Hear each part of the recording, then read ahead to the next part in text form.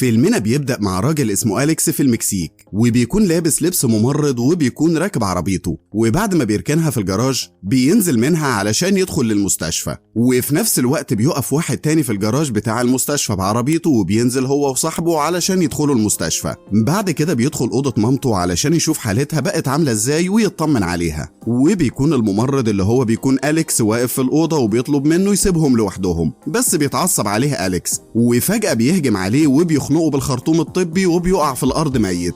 وبعد كده بيخرج أليكس يركب عربيته وبيبعت رسالة للعميل وبيقول له إنه نجح في مهمته. بعد كده بيكسر التليفون. وبنروح بعد كده تكساس، بنشوف واحد اسمه ليون قاعد مع واحد اسمه فينيسيت في شقة، وبيشجعوا ليون إنه يدخل الأوضة لبنته اللي عندها 13 سنة وبيكون اسمها بياتريس. ولما بيدخل لها بيوصيها عليه، وبتكتشف إن فينيسيت مركب ميكروفونات في كل حتة في جسمه، بتنده على أبوها بسرعة وبتحذره منه. بعد كده بيدخل زمايل فينيسيت علشان ينقذوه ويقبضوا على ليون اللي بيتاجر ببنته. وهنا بيمسك ليون بنته وبيهددهم إنه هيقتلها، فبيهجم عليه فينيسيت بسرعة وبيقع هما الاتنين من الشباك، وليون بينزل ميت. وبنرجع تاني لأليكس اللي بيروح يزوره موريسيو صاحبه، واللي بيبان من طريقتهم إنهم صحاب من زمان، وبيديله موريسيو ظرف وبيعرفوا إن دي المهمة الجديدة. لكن أليكس بيفهمه إنه عايز يعتزل، لكن هنا موريسيو وشه بيتقلب وبيعرفوا إن محدش غيره يقدر يقوم بالمهمة دي،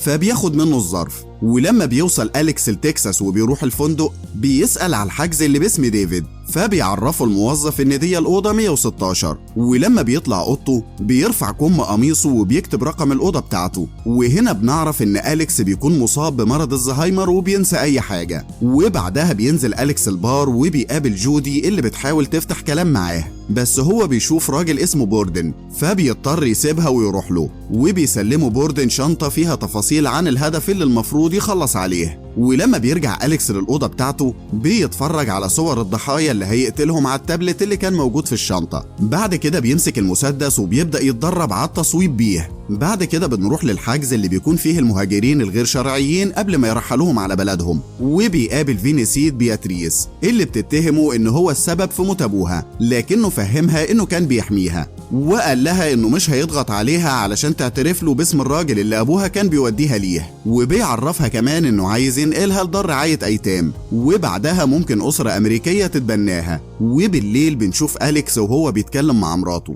وبيفهمها إنه مش هيقدر يتعشى معاها لأن عنده شغل. وفجأة جرس الباب بيرن، ولما بيروح يفتح بيلاقي أليكس حاطط المسدس في وشه وبيسأله هي فين، فبيجاوب عليه فينيسيت وهو متوتر وبيقول له فوق. وبياخده وبيطلع بيه الدور اللي فوق وبيفتح الخزنة وبيطلع له منها كيس صغير وبيديهوله. ولما بيحاول فينيسيت يضربه ما بيقدرش لأن أليكس بيكون أقوى منه وبيقدر يقتله. وبيرجع ياخد من الخزنة كيس تاني، وبعدها بيخرج من العربية وبيركب عربيته، وبيبعت رسالة مشفرة للعميل علشان يعرفوا فيها إنه خلص على أول هدف. وبعدها بيمسك أليكس التابلت بتاعه علشان يشوف صورة الهدف التاني واللي بتكون بنت. وبعدها بيوصل فينيسيت وليندا شريكتو لبيت أليس، وبيلاقي هناك جرالد القائد بتاعهم، وبيكون قاعد مع وينز مرات أليس، وبيسمعوا أقوالهم وبتعرفهم إنهم اتعرضوا لعملية سطو لأنها كانت سايبة أليس في البيت لوحده ليلة الحادثة، ولما رجعت لقيته مقتول والخزنة مفتوحة. وفي نفس الوقت بيكون أليكس بيزور باباه في دار الرعاية اللي قاعد فيها، وبيكون أبوه كمان عنده الزهايمر،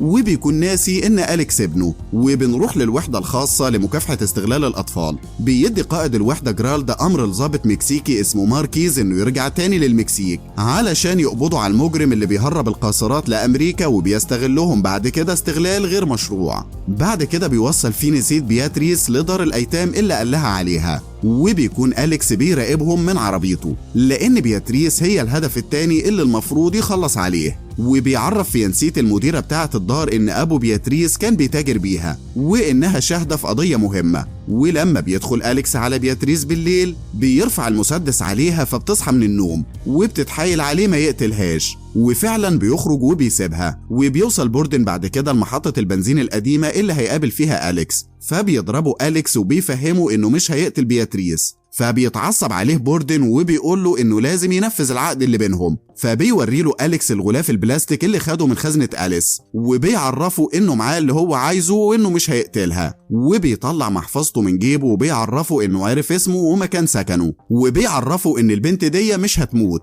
وهو اللي هيكون مسؤول قدامه عن سلامتها. وبيكلم بوردن رئيسته في الشغل اللي اسمها دافانا، واللي بتكون مكلفاه بمهمة قتل بياتريس. فبيقول لها ان أليكس رفض يقتلها، وانه دلوقتي بقى يعرف كل بياناته، وانه كمان معاه الفلاشة اللي هم عايزينها، وبيفهمها انه بقى في خطر. فبتطلب منه ما يكلمهاش تاني وبتقفل في وشه. وبالليل بيكون أليكس برضه في البار وبيضرب واحد بيضايق جودي، وبعدها بتروح جودي تشكره على الموقف اللي عمله ده. بعد كده بنشوف ماركيز وهو قاعد بيتكلم مع شريكه فيانسيت وبيكون متضايق جدا، وبيقول لها ان تجار القاصرات منتشرين جدا في المكسيك، وان في بنت منهم اسمها إيميليا كان عندها 13 سنة هربت منه وبلغت عنه لما سمعته بيتكلم هو وزعيم العصابات وبيتفق عليها، ومن وقتها وهو حاسس انها بتهدده. وبعد كام يوم الاطفال لقوها مقتولة ومرمية في الزبالة، وبعدها بكام يوم عيلتها كانت مشنوقة ومتعلقين في الجسر اللي قدام شباك مكتبه. علشان كده هو عايز يقبض على المجرم اللي بيسحب القاصرات من الحجز الحدودي وبيشغلهم في اماكن مشبوهة. وتاني يوم أليكس بيصحى وبيلاقي نفسه عند جودي، بس مش بيكون فاكرها، وبيسألها انت مين. ولما بيجي ماشي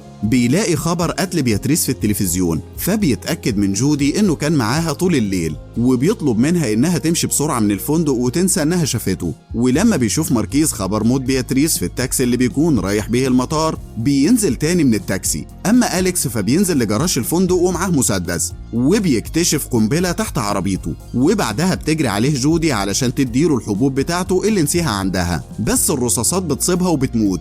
وبيعرف أليكس ان اللي بيضرب عليه نار هو صاحبه موريسيو، وبيقعدوا يضربوا على بعض نار لحد ما بيقدر يربطوا أليكس في دريكسيون عربيته، وبيحط جودي في شنطة العربية وبعدها بيفجرها. ولما بيوصل فينيسيت للمكان اللي اتحرقت فيه العربية، الضابط بيوريله على تليفونه صور جثث اللي في العربية، وبيظهر ان الست كان في رقبتها رصاصة زي اللي كانت في جسم بياتريس، وبيعرف ان العربية متسجلة باسم ديفيد. ولما تتبعوا نمر العربية عرفوا انها بتاعت راجل اعمال مهم في سانتياجو. ولما بيشوف فيانسيت في الصورة الحبوب اللي وقع على الارض بيسأل الضابط عليها، وبيعرفوا ان المعمل بيحللها دلوقتي وهيعرفوا كل حاجة. وفي نفس اليوم بالليل بيروح ماركيز لفينيسيت وبيقول له انه معرفش يسافر اول ما سمع خبر موت بياتريس، وبيعرفوا ان محدش هيهتم بموتها غيرهم، وبيقرروا انهم هيشتغلوا مع بعض على القضية من غير ما جرالدي يعرف. وفي نفس اليوم بالليل بيكون بوردن بيتمرن في الجيم، لكن فجأة بيقتلوا أليكس برصاصة في نص دماغه. وبعدها بيروح للبيت بتاعه هو وباباه لما كان صغير، وبيكون البيت ده دلوقتي مهجور. بعد كده بيشغل اللابتوب وبيشغل الفلاشة اللي معاه، وبيكتشف ان عليها تسجيلات ما بين أليس اللي قتله وبين دافانا، وبيكون أليس بيبتزها بصور ليها هي وابنها ويندي. ولما بيوصل فينيسيت وماركيز وليندا للجيم بيعاينوا جثة بوردن، وبيبقوا حاسين ان كل الجرايم شبه بعض ومرتبطة ببعضها. واول ما بيشوف ماركيز جيرالد من بعيد بيمشي، لكن فينيسيت بيفهموا انهم محتاجينه معاه في التحقيق لان الجرايم كلها مرتبطة ببعض، وموت بياتريس بيكون حلقة متوصلة ببعض ولازم يوصلوا لطرف الخيط فيها. فبيوافق جيرالد وبيطلب منه يبلغه باخر المعلومات اللي وصلوا لها كل شويه. بعد كده بنروح لفيانسيت وماركيز اللي بياخدوا اقوال مرات جوردن، لكن مش بيكون باين عليها اي زعل على موت جوزها. وبعد كده أليكس بيتصل بفيانسيت وبيعرفوا ان المتهمين هم ناس اغنياء وكبيرة في البلد، وبيأكد له ان الجرائم كلها مرتبطة ببعض، وان الشخص اللي كان في العربية اللي انفجرت هو موريسيو صاحبه، وانه اتكلف بقتله لما رفض يقتل بياتريس. ولما بيبعتوا المكالمة بتاعته علشان يعرفوا مكانه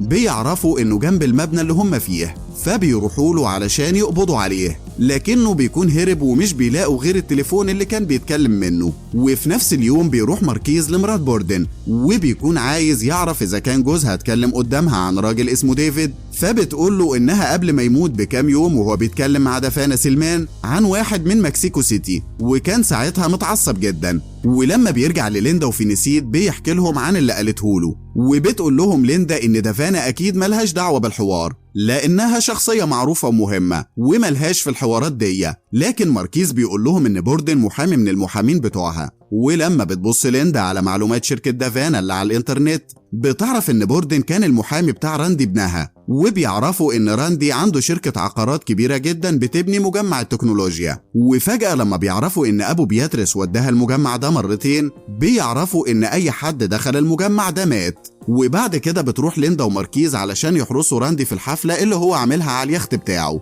لأنهم ابتدوا يشكوا إن المجرم هيروح يقتله. وبنشوف فيانسيت وهو قاعد في عربيته مستنيهم جنب اليخت، وفجأة بيقتل أليكس راندي. وبيشوف فيانسيت غلاف الدواء اللي بياخده فيانسيت على الأرض، فبيعرف إنه دخل اليخت وبيجري بسرعة على اليخت، وبيكتشف إنه سبقهم بخطوة وبيقتل راندي. وبيشوفوا بعد كده فيانسيت وهو بيجري من اليخت، فبيبدأوا يطاردوه وبيرفع عليه مسدسه هو وماركيز اللي بيوصل بعد فيانسيت بلحظات. لكن أليكس بيفهمهم إنهم مش هيعرفوا يوصلوا للحقيقة من غيره، وبيقنع فيانسيت ماركيز إنه لازم يمشي. ولما بيتحرك أليكس بالعربية بتاعته، بيضرب ماركيز نار عليه بسرعة وبيقدر يصيبه. وبعدها بيوصل أليكس المكان اللي بيستخبى فيه، لكن أي مكان بيدخله بيتغلب عليه مرض الزهايمر وبيقف مكانه فجأة. وبعد كده بيركب عربية مش بتاعته وبيسوقها بصعوبة. وبعد كده بيلاقي الشرطي الدورية نايم جوه العربية وباين عليه إنه تعبان. ولما بيسأله الشرطي إذا كان كويس، لكن لسانه بيكون تقيل ومش عارف يتكلم. وفجأة بيمسك مسدسه وبيقتله، وبيقف بعدها جنبه وما بيبقاش عارف يعمل إيه. فبيدخل بيته القديم وبيحط كحول على مكان الرصاصة وبيولع مكان الجرح وبيغطيه بلزقة طبية. وبتنجح ليندا إنها تجيب معلومات عن طفولة أليكس،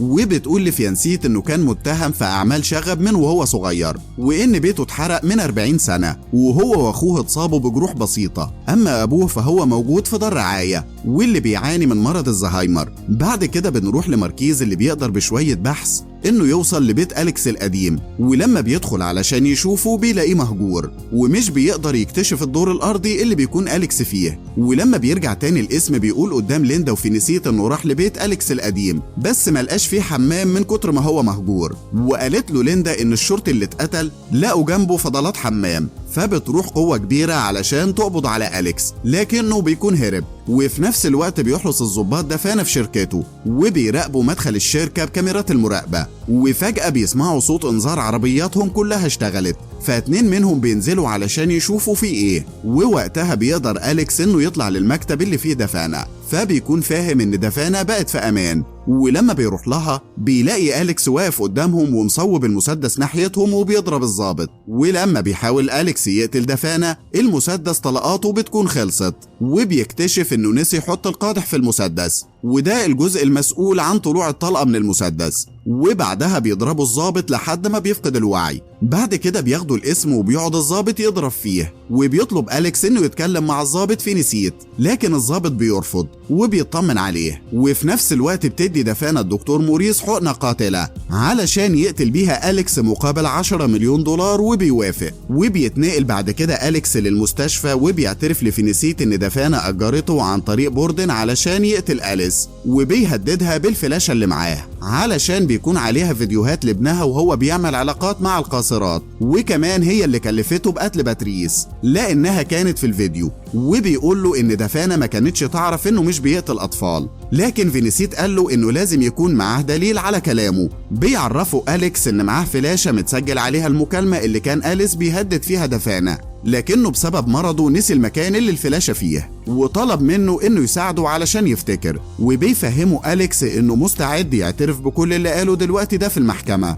وبيترجى فينيسيت انه يساعده يفتكر. وبالليل بيدخل دكتور موريس لأوضة أليس علشان يديله الحقنة اللي اتفق عليها مع دفانة واللي هتموت أليكس. وقبل ما يحقنوا الدكتور بيها بيفوق أليكس وبياخدوا رهينة. وفي نفس الوقت بتكون الشرطة محوطة المستشفى، وبيستدعوا فينيسيت لأن أليكس بيكون طالب انه يتكلم معاه. واول ما بيوصل فينيسيت بيطلع أليكس مع الدكتور وهم مغطيين راسهم بالبلطو الابيض. ووقتها بتشوف القوات مين اللي مش لابس بلطو طبي وبيضربوه بالنار كأنه أليكس، لكنهم بيكتشفوا ان أليكس هو اللي لابس بلطو الدكتور. وبيدخل أليكس عربية فينيسيت وعرفوا انه افتكر مكان الفلاشة وانها موجودة عند حروف كلمة بيري، لكن فينيسيت مش بيكون فاهم كلامه. ولان أليكس بيكون عارف ان الزهايمر هيسيطر عليه قريب وكده كده هو عايش ميت، فبيقرر يطلع من العربية وبيتضرب عليه نار لحد ما بيموت. وبعدها بيروح فينيسيت وليندا شغلهم، وبيشوف فينيسيت صورة بيت أليكس وهو بيلم حاجته،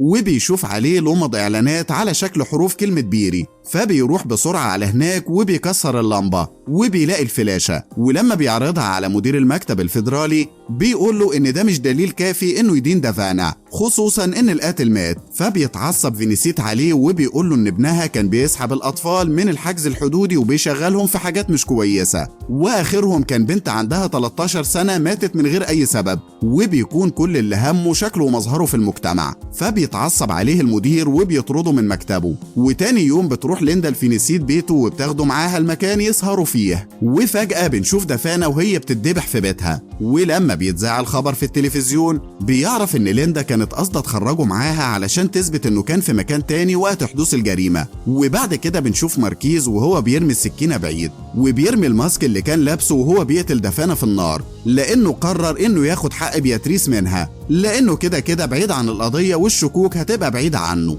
وبكده فيلمنا يكون خلص. لو عجبكم الفيديو اعملوا لايك وشير للفيديو، وما تنسوش كمان تشتركوا في القناة وتفعلوا الجرس، وتكتبوا لنا في الكومنتات ايه القصة اللي حابين نقدمها المرة الجاية.